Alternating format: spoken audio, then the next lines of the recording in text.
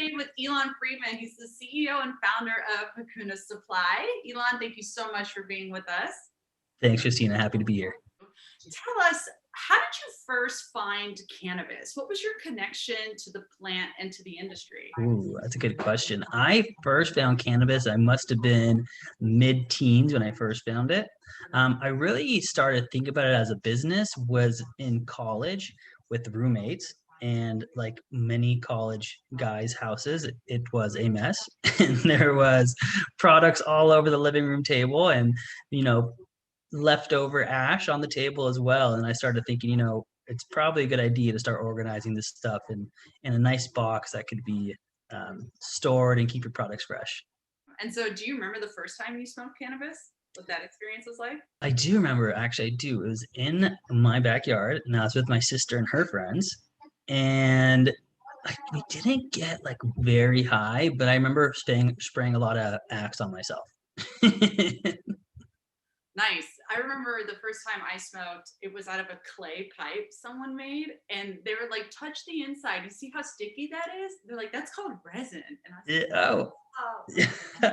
I remember the first bong. I got like one of those twirly bongs. We called it like a twang, and the smoke like spins up. That was a very good bong. Many memories with that one.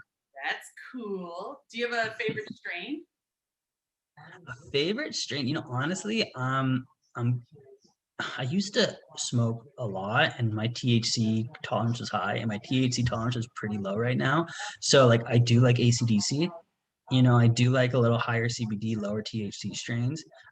So ACDC, even if you go like a Blue Dream, because it's nearly not too heavy on the mind, a little more body high. So I kind of like those two. So any strains really that are a little more, a lot of citrus terpenes, things like that. And so with Hakuna Supply, you guys are really working towards normalizing cannabis and making it household appropriate. Tell us a little bit about your beliefs and the benefits of cannabis and how Hakuna is really coming in to help the industry. Yeah, so we've adapted and pivoted a few times, and I think that our goal has really been the same, and it's really been to bring cannabis into households in a fun, friendly way and keeping it sustainable.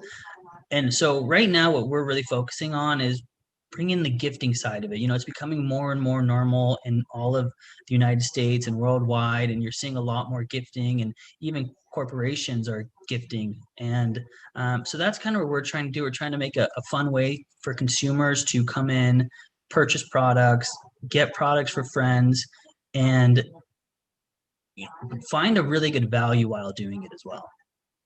Tell us a little bit about some of the stigmas you're fighting against. I think the one that I'm really focused on right now is really bringing cannabis into the corporate world. Because I feel that, a lot of times someone's leaving a job and they'll bring their boss a bottle of alcohol or, a bottle of wine, or even at big work parties, people are getting very drunk. And I think that, it's still kind of away from the cannabis side. We're bringing cannabis into it. But I think that cannabis gifting in corporations is something that we should start looking into. And it's something that people will really accept and approve because it has a lot of benefits as well. And I think that's a stigma that I'd really like to see changed, bringing cannabis and corporations together, reducing testing and promoting cannabis. And really, like we mentioned earlier, helping to normalize the public's perception of cannabis. As Hakuna Supply continues to grow and expand in the space, we are really bringing that culture to the surface in a way. Like you said, with gifting your boss alcohol, I think it's actually very fun and playful when we bring cannabis gifts to the table, because this is a great industry that obviously has been in the shadows for decades, for generations, and we don't take ourselves too seriously, but we're fun. We all have this good jovial spirit in the industry, and getting gifts like Hakuna Supply boxes is very unique. It's new and it's fun and it's exciting. And so I can really appreciate you guys bringing that to the industry. Also, just to kind of touch on that too, what we're finding in the research that I'm doing is actually cannabis friendly companies have an easier time hiring. there's a lot of people who are interested and want to work in cannabis friendly companies, and it brings a different job pool in that are, motivated people, smart people. And, for companies as well, promoting that they are cannabis friendly really could help in the job hiring process. Absolutely. And I'm sure that cannabis makes for a much happier work environment. If you don't feel like you're being judged by your peers, then, it creates a very wholesome experience. Correct. With the cannabis industry coming online, it's growing more and more with each passing year. States like New Mexico, New York, just now going into adult use. What are some of the core values at Hakuna Supply? We know that communities of color have been disproportionately marginalized from the war on drugs. Talk to us a little bit about how Hakuna Supply operates in the space when it comes to social equity. What does social equity mean to you? Yeah, well, I'm going to start with our mission statement, and that kind of ties a lot of what we do together. And it's really every decision making, we really look towards that, towards our core philosophy. And our mission statement is really to bring cannabis goods to people in a fun, friendly, sustainable way. So fun really brings about the experience of purchasing and getting the gift with different things inside. Friendly really means bringing people together, accepting everybody, being open, no judgment. And then on the sustainability side, which is really our core value focus as a business, it's really about making sure that our earth is being treated correctly. So some things that we do on our end, we work with a few organizations. One is Mercy for Animals. It helps end factory farming, which I think is really great. It's actually really interesting too, that what they do is they go and they do undercover research for factory farming, but a lot of these farms that they've gone and did research, and they go and they try to help them change what they're doing. And quite a lot of these farms actually end up turning into hemp farms, which I thought was really interesting as well. We also partnered with a company called One Tree Planted. And with every stash box, we give a coupon code. And you go to our website, you type in your order number, you choose where you want to plant a tree, and we'll plant the tree for you in that location. And then we also do a lot of promotions with that. If for certain months, we'll plant an extra tree if you order and do the through the process. And we're always looking for new things. We used to work with the World Wildlife Foundation. We worked with a local charity in Southern California to help end homelessness. So we really try to find things, not only in our local communities that we can help with, but also nationally and worldwide. Well, that's awesome. I love planting trees. So I align right there with you guys. And I hope everyone in the industry can have a great appreciation and love for trees. Yeah. Coming into the cannabis industry is very exciting for a lot of people. It's a very um, what was once a taboo subject is now very enticing and kind of sexy to a certain degree. Have you had a mentor during this time? I mean, when you entered into the industry, how did you learn the ropes? Did you have a mentor, and do you now find yourself mentoring others that want to get into the space?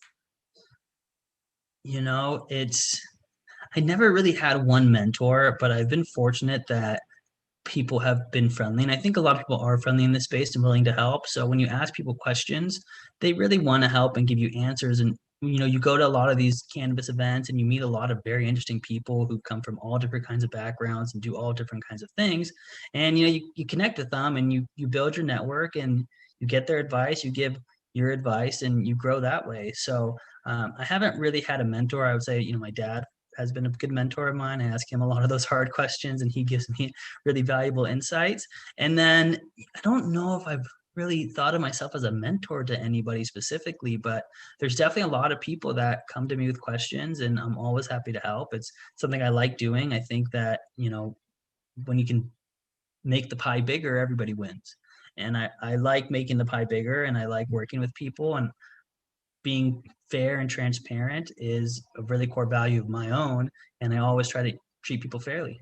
So, what is a day like in your position? If you could take us from morning, noon, and night, what is it like at Hakuna Supply? Ooh.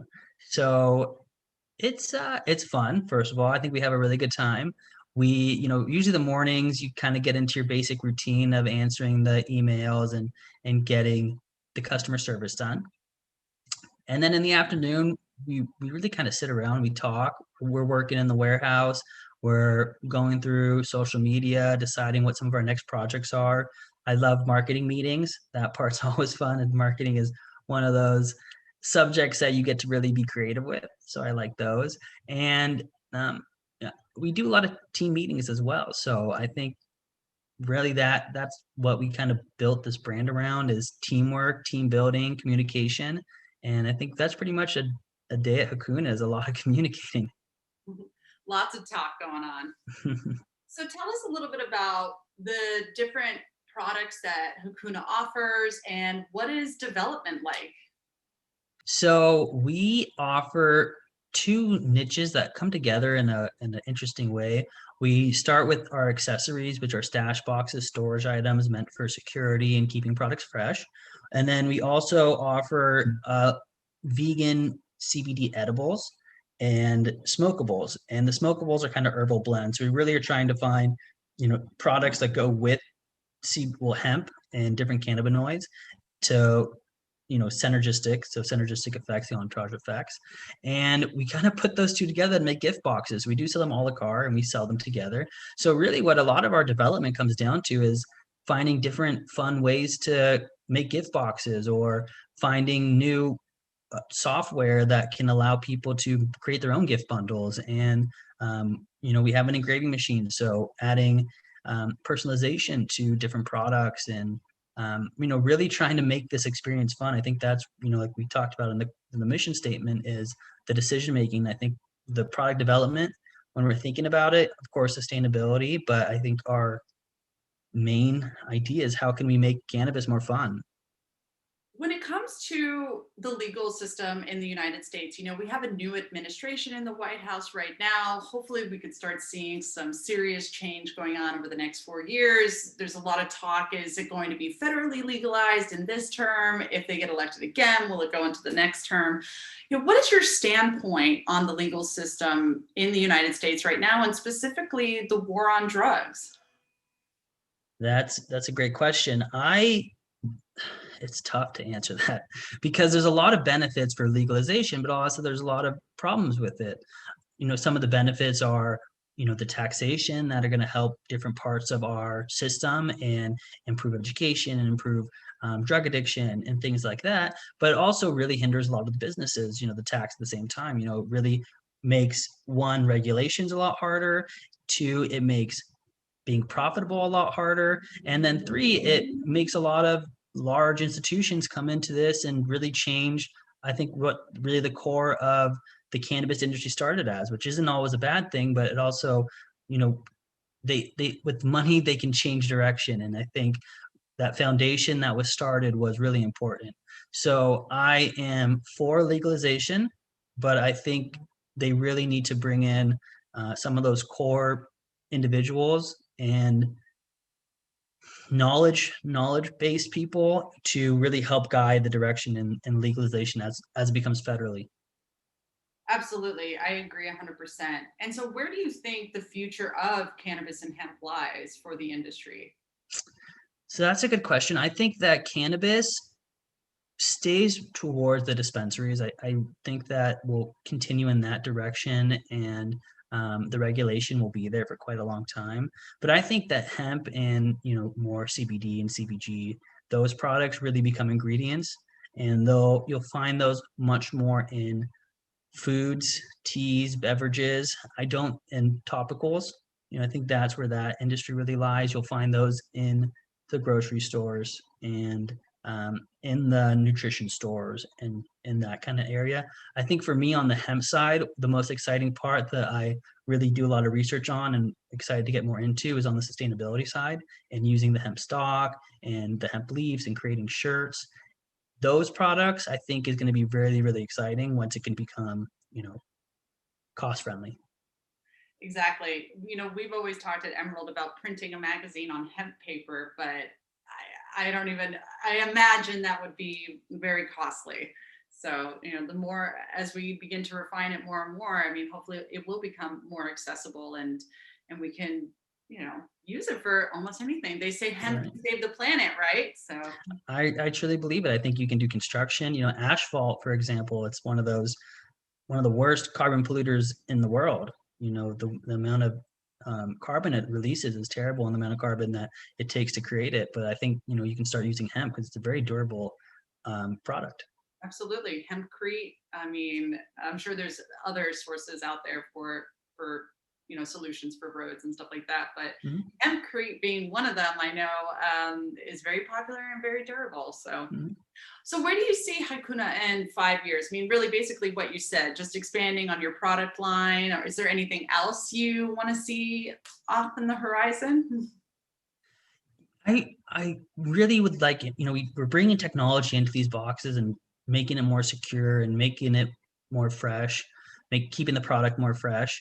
So that's one thing that I'd like to continue to develop is the freshness and security. But I really would love Hakuna to be, the go-to gifting company in cannabis to start. That's kind of my next 5-year goal is I want people to come to us and think about, corporate gifting and think about personal gifting. And I want people to, come to the website and smile and, sing Hakuna Matata and and just really have a good time. And, when they get the box is just as fun as ordering the box and telling their friends about it and knowing that every purchase, help plant another tree. And, really we're trying to not just offset our carbon footprint, but also, go into the negatives. Absolutely. And so, you mentioned your website. How can people find Hakuna Supply? Social media, website. Could you give us some of those addresses? Yeah, so pretty much everything is Hakuna Supply. So www.hakunasupply.com and Facebook and Instagram, Twitter, Pinterest, Hakuna Supply, LinkedIn, Hakuna Supply, Hakuna, think Hakuna Matata. So HAKUNA and Supply, SUPPLY. Excellent. All right. Well, thank you so much. Is there anything else you'd like to share with the audience before we sign off? I just want to thank you for your time, and I really enjoy Emerald Magazine. I find your information great, and I'm really excited to be on here, and thank you.